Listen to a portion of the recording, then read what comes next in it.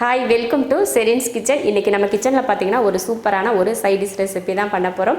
அதுவும் சோயாவும் முட்டையை வச்சு தான் இந்த சைடிஷ் பண்ண போகிறோம். இது நம்ம சப்பாத்திக்கு தொட்டுக்கிறதுக்கும் யூஸ் பண்ணிக்கலாம், அந்த மாதிரி இருக்கும். அதே போல் நம்ம குழம்பு ரசம் இதெல்லாம் பண்ணோம்னா இந்த பொரியல்லாம் பண்ணுறோம் இல்லையா, அதுக்கு பதில் இதவும் சைடிஷாக வச்சுக்கிற மாதிரி ஒரு ரெசிபி. அது எப்படி பண்ணலாம், அதுக்கு என்னெல்லாம் தேவை அப்படிங்கிறத பார்க்கலாம். இந்த மாதிரி சோயாவை சுடுதண்ணியில் ஒரு 10 நிமிஷமாக ஊற வச்சு எடுத்துருக்கேன். அதை புழிஞ்சிட்டு ஒரு மிக்சி ஜாரில் போட்டு அரைச்சி எடுத்துக்கலாம். நல்லா தண்ணியை புழிஞ்சுக்கோங்க. புழிஞ்சிட்டு மிக்சி ஜாரில் போட்டுக்கலாம். இது மாதிரி பெரிய சோயாவாக இருந்தால் ஒரு 20 போல் சோயா போதும். நம்ம 3 பேர் 4 பேர் சாப்பிட்ற அளவுக்கு ரைஸ்க்கு கரெக்டாக இருக்கும். இப்போ இதை அரைச்சிக்கலாம். பாருங்கள், அரைச்சாச்சு, அவ்வளோதான். இப்போ தாளிச்சிக்கலாம்.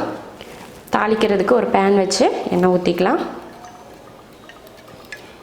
எண்ணெய் ஊற்றி எண்ணெய் காஞ்சிருச்சு. அதில் வெங்காயம் சேர்த்துக்கலாம்.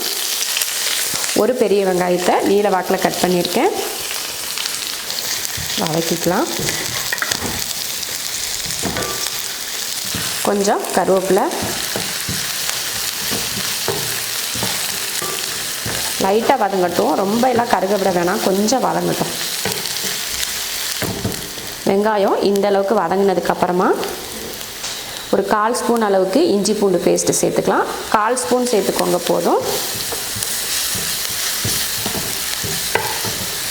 அடுத்து ஒரே ஒரு தக்காளி, சின்ன தக்காளியாக ஒரு தக்காளி.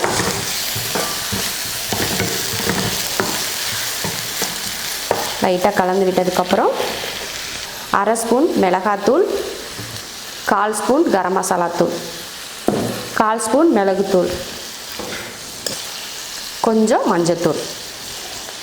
இப்போ இதை கலந்துக்கலாம். மசாலா லைட்டாக எண்ணெயில் கலந்து விட்டதுக்கப்புறமா நம்ம அரைச்ச சோயாவை இதில் சேர்த்துக்கலாம். சேர்த்துட்டு கலந்துடலாம். ஒரு 3 நிமிஷத்துக்கு இந்த மாதிரி அந்த எண்ணெயிலேயே வதக்கி விடுங்க. சோயா சீக்கிரமாக வெந்துடும். வேகிறதுக்கெல்லாம் ரொம்ப நேரம் ஆகாது. அதுவும் நம்ம அரைச்சி தானே போட்டிருக்கோம். அதனால் இந்த மாதிரி ஒரு 2லேருந்து ஒரு 3 நிமிஷத்துக்கு வதக்கி விட்டிங்கன்னா நல்லா வெந்துடும். இப்போ இதில் முட்டை சேர்த்துக்கலாம். 3 முட்டை சேர்க்குறேன்.